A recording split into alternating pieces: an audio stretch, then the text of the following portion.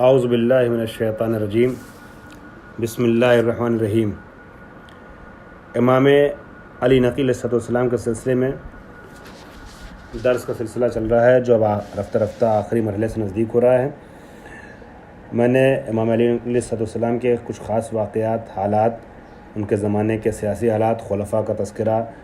آپ کی علمی خدمات، آپ کے شاگردوں کا تذکرہ، امامت پر دلائل وغیرہ پیش کیے۔ مطالب اور بھی پیش کیے جا سکتے ہیں مگر بنا ہماری اختصار پر ہے، لہٰذا گفتگو کو آخری منزل سے نزدیک کرتے ہوئے یہ عرض کروں کہ متوکل عباسی نے امام کو جو بلایا تھا اور میں نے عرض کیا کہ نظر بند رکھا، اور امام گھر میں رہتے تھے، قید خانے کی طریقے سے تقریباً زندگی گزارتے تھے۔ امام کے پاس کون آ رہا ہے، کون جا رہا ہے، ایک ایک چیز جو ہے وہ حکومت کی نظر میں رہتی تھی۔ اسی سلسلے سے ایک بار امام کے خلاف مخبری کی گئی اور امام کی سیاحت کرنے والوں اور امام سے حسد کرنے والوں نے متوکل سے کہا کہ انہوں نے اپنے گھر میں اسلحہ جمع کیا ہوا ہے اور لوگوں کو بلاتے ہیں اور ملتے ہیں اور تمہارے خلاف بغاوت کر سکتے ہیں۔ تو امام کو اچانک، تو مطلب بغیر بتائے امام گھر میں چھاپا مارا گیا اور امام کو گرفتار کرنے کی کوشش کی گئی، تو دیکھا گیا کہ امام جو ہیں وہ ایک سادہ زندگی گزارنے کے انداز میں معمولی لباس پہنے ہوئے، اور امام جو ہے سر پر اپنے رومال رکھے ہوئے اور قرآنی آیات کا زمزمہ اپنی زبان سے کر رہے ہیں، قرآن کی تلاوت فرما رہے ہیں۔ اسی حالت میں امام کو حضور میں لایا گیا اور بتایا گیا ان کے کارندوں کے ذریعے سے کہ ہم نے اس حالت میں پکڑا ہے ان کو، دیکھا ہے ان کو، یا ان کو گرفتار کیا ہے کہ جب یہ گرفتار کیے جانے کے اہل نہ تھے اور قرآن مجید کی تلاوت میں مشغول تھے۔ امام علی نقی علیہ السلام کی جب یہ کیفیت بتائی گئی تو متوکل نے امام کو اپنے پاس بیٹھنے کے لیے کہا، اور وہ شراب پی رہا تھا اور اعوذ باللہ اس کو امام کی طرف جام کو پیش کیا، تو امام نے اس کو تنقیدی نگاہ سے دیکھا، اور اس کے بعد امام فرماتے ہیں کہ خدا نے ہمارے گوشت پوش اور لحم و دم کو اس طرح کی نجاست سے پاک و پاکیزہ رکھا ہے، میں اس سے مبرہ اور دور رہتا ہوں۔ امام نے کہیں نہ کہیں خلیفہ وقت کی تنبیہ کی اور نصیحت کی کہ یہ گناہ کا ہے جس کا تو مرتکب ہے، لیکن ایسے لوگ گناہوں کی طرف بڑھتے رہتے ہیں اور ان کے اوپر واعظ و نصیحت کا اثر نہیں ہوتا ہے۔ جو امام حسین کے حرم کی تخریب کر دے، قبر کی تخریب کر دے، اس کے اوپر امام کی باتوں کا اثر کیا ہوگا؟ لیکن بہرحال ظاہری طور پر ان لوگوں نے پبلک کو دکھانے کے لیے کئی بار مکاریاں بھی کی ہیں، چنانچہ شراب کا کہ اس نے کاسہ شراب جو تھا، شراب کا ظرف، وہ فوراً کنارے ہٹوا دیا، اپنے خادموں سے کہا یہاں سے لے جاؤ، اور امام سے کہا کہ اچھا آپ شعر سنائیے، کچھ اشعار پڑھیے۔ امام نے کہا میں شعر و شاعری کا زیادہ شوق نہیں رکھتا ہوں، زیادہ ذوق نہیں رکھتا ہوں۔ اس نے اصرار کیا، امام نے فرمایا کہ میں اشعار زیادہ پڑھتا نہیں ہوں، لیکن جب اصرار کیا تو امام نے اخلاقی اور معنوی معارف پر مشتمل کچھ اشعار پیش کیے، اور ان اشعار میں سے مثلا نمونے کے طور پہ دو شعر آپ کے حوالے کر رہا ہوں۔ امام نے فرمایا باتو، جس میں ایک طنز چھپا تھا، ایک نصیحت چھپی تھی،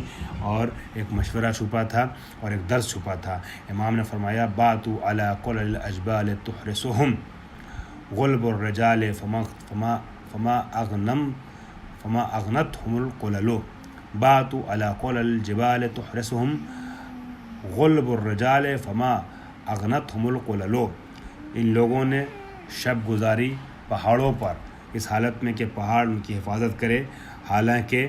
یہ قوی مرد تھے، مگر پہاڑ کی چوٹیوں نے ان کو کوئی فائدہ نہیں پہنچایا، اور اس کے بعد ظاہری عزت کی زندگی گزارنے کے بعد ان کو نیچے اتارا گیا ہے نا۔ نیچے کیسے؟ وَاسْتَنْزَلُوا بَعْدَ عِزٍّ عَنْ مَآكِلِهِمْ فَأَوْضَعُوا حُفَرًا یا بئس ما نزلوا۔ ان کو نیچے اتارا گیا، اس ظاہری عزت کی اور سربلندی کے بعد اوپر سے نیچے گرایا گیا، اور پھر اس کے بعد ان کو گڈھے میں ڈھکیل دیا گیا، اور کتنا برا تھا وہ ان کا ٹھکانہ کہ جہاں ان کو بھیجا گیا۔ یہ اس طریقے کے اشعار پر مشتمل امام نے جو اپنا پورا کلام پیش کیا، تو اشعار ختم ہونے کے بعد جو ہے متوکل سمیت تمام افراد جو بہت متاثر ہوئے، اور لوگوں کے آنکھوں سے آنسو جاری ہونے لگے، اور رخسار لوگوں کے آنسوؤں سے تر ہو گئے۔ اس طریقے کے واقعات سامنے آئے جو امام کی سربلندی اور امام کے لوگوں کے دلوں میں جگہ بنانے کا سبب بنتے چلے گئے۔ درباری افسروں کو یہ سب چیزیں پسند نہ تھیں، یہ تمام چیزیں ان لوگوں کو ناگوار گزرتی تھیں، اور ایک مرحلہ اس کے نتیجے میں متوکل کے خلاف متوکل کے ذہن میں امام کے خلاف اور بھی زہر وہ بھرتے چلے جاتے تھے۔ نتیجہ یہ ہوا کہ متوکل نے امام کو مختلف بہانوں سے اذیت کا شکار بنایا۔ بعض لوگوں نے یہاں تک کہا کہ متوکل نے امام کو شہید کروایا زہر دے کر کے، لیکن امام کے اوپر بے انتہا ظلم متوکل نے کیا ہے، لیکن امام کی شہادت متوکل کے ذریعے سے نہیں ہوئی ہے۔ اس کی دلیل جو ہے بحار الانوار جیسی کتابوں کی وہ روایتیں ہیں اس طرح کی کہ جس کو میں آپ کے سامنے پیش کر رہا ہوں، لیکن اس کے پہلے یہ عرض کر دوں کہ خود متوکل کے جو سال ممات کتابوں میں تحریر کی گئی ہے کہ اس کے واصل جہنم ہونے کا جو سال ہے وہ 248 ہجری ہے۔ جب 248 ہجری میں دنیا سے چلا گیا اور امام علی نقی علیہ الصلوۃ والسلام کی شہادت جو ہوئی ہے 254 میں ہوئی ہے، تو یہ خود بخود جو ہے اس بات کی نفی کرتا ہے، یہ نظریہ کہ یہ واقعہ یا یہ بات اس بات کی نفی کرتی ہے، یہ واقعہ نفی کرتا ہے اس عقیدے اور اس نظریے کا کہ متوکل نے امام کو شہید کیا تھا۔ واقعہ کیا ہے؟ واقعہ اس طریقے سے ہے کہ متوکل عباسی نے ایک بار جو ہے امام کی توہین کرنے کے لیے امام کو ان کے گھر سے پیدل دربار میں آنے کا حکم دیا یا دعوت دی یا پیغام بھجوانا چاہا، تو اس کے وزیر نے متوکل سے یہ کہا کہ ایسا نہ کیجیے، اس لیے کہ ایسا آپ کریں گے تو آپ جانتے ہیں کہ شہر میں لوگ بہت زیادہ قلبی طور پہ ان کی طرف جو ہے وہ مائل ہیں، امام کا نام لیا ابوالحسن کی طرف مائل ہیں، تو یہ آپ کے خلاف چلا جائے گا، لہذا اگر بلانا ہے تو صرف ان کو پاپیادہ نہیں بلکہ سب کو پیدل بلائیے، بغیر سواری کو بلائیے۔ گرمی کا زمانہ تھا، شدت کی گرمی تھی، امام کی وجہ سے اس نے سارے وزراء کو اور اراکین اور امراء کو جو ہے وہ پاپیادہ بلایا۔ اب امام بہرحال امام عصمتوں اور نزاکتوں کا پروردہ ہمارا امام جب پاپیادہ جب آتا ہے اور آنے کے بعد امام جب دروازے پہنچتے ہیں تو وہاں کا ایک وہ کہتا ہے، یعنی افسر یہ کہتا ہے کہ میں نے امام کو دیکھا کہ امام جو ہیں وہ نہایت جو ہے خستگی کے عالم میں ہیں، پسینے کے قطرات چہرے سے ٹپک رہے ہیں، خستگی کے آثار جو ہیں وہ ظاہر ہیں امام کے وجود سے۔ تو میں نے تسلی کے لیے کہا کہ فرزند رسول آپ متوکل سے ناراض نہ ہوئیے گا، اس نے صرف آپ کو نہیں بلکہ سارے امراء کو اسی طریقے سے بلایا ہے۔ تو امام قرآن کی اس آیت کو پڑھتے ہیں، تمتعوا، سورہ کہف کا جملہ، تمتعوا فی دارکم ثلاثۃ ایام ذالک وعد غیر مکذوب، ان سے کہو تم لوگ جو ہے وہ اپنے گھروں میں 3 دن تک مستی کر لو، مزے لے لو، اور اس کے بعد دیکھ لو تمہارا وقت قریب ہے، اور یہ وہ وعدہ ہے کہ جو جھوٹا نہیں ہونے والا ہے۔ یہ آیت پڑھی اور دربار میں وارد ہو گئے۔ وہ افسر کہتا ہے کہ میں نے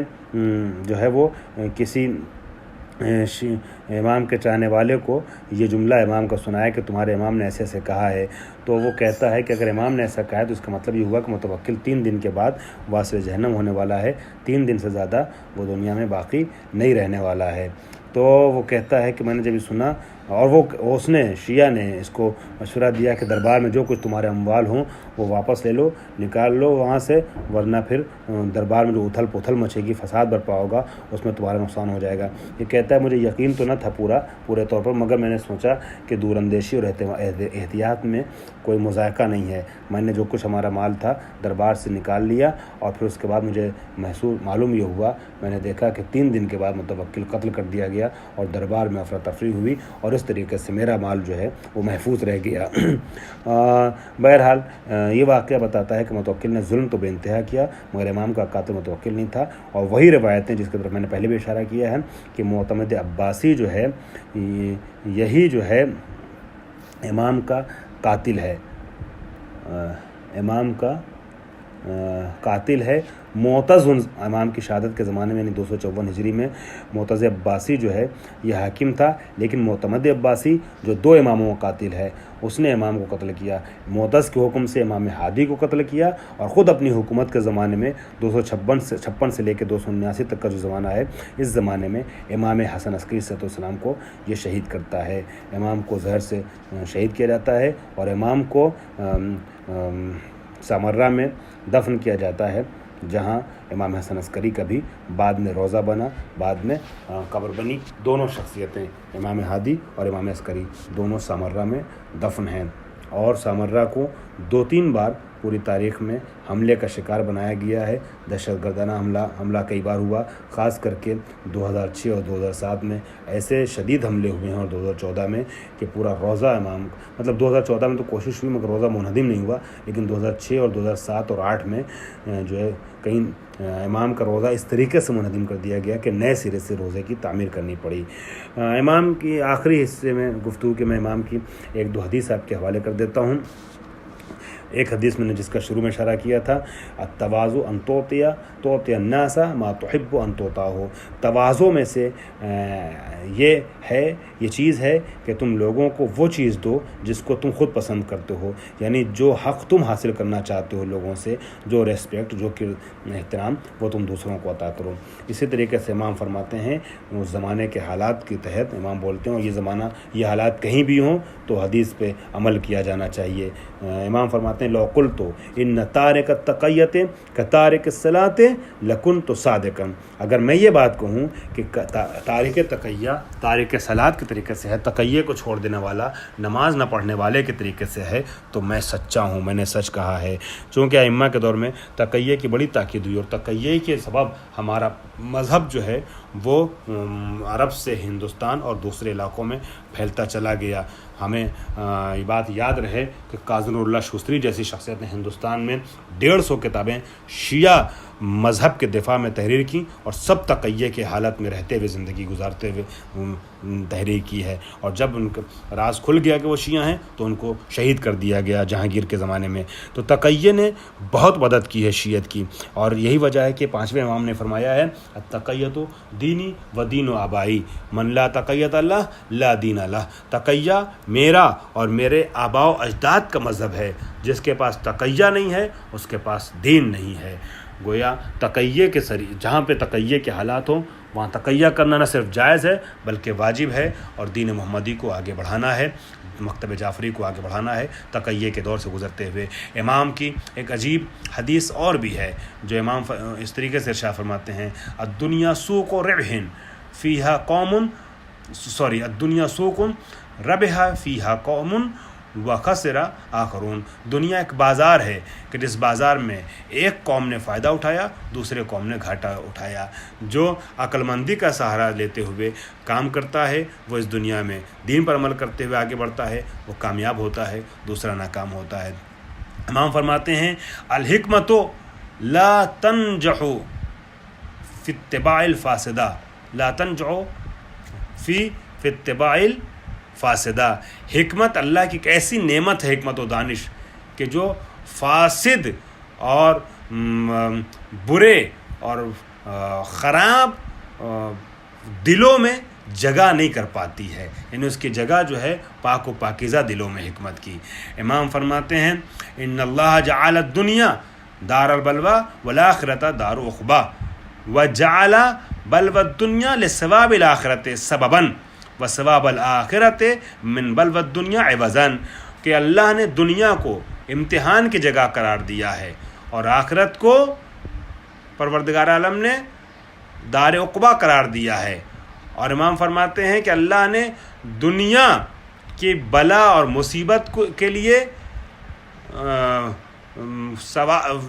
بلا و مصیبت کو ثواب آخرت کے لیے قرار دیا ہے، یعنی دنیا میں امتحان میں مبتلا ہوگے، کامیاب رہو گے تو آخرت میں ثواب ملے گا، ثواب آخرت کے لیے سبب قرار دیا ہے بلوائے دنیا کو، اور ثواب آخرت جو ثواب الآخرہ من بلوى الدنیا عوضا، اور ثواب آخرت کو دنیا کی بلا کا بدلہ قرار دیا ہے۔ امام فرماتے ہیں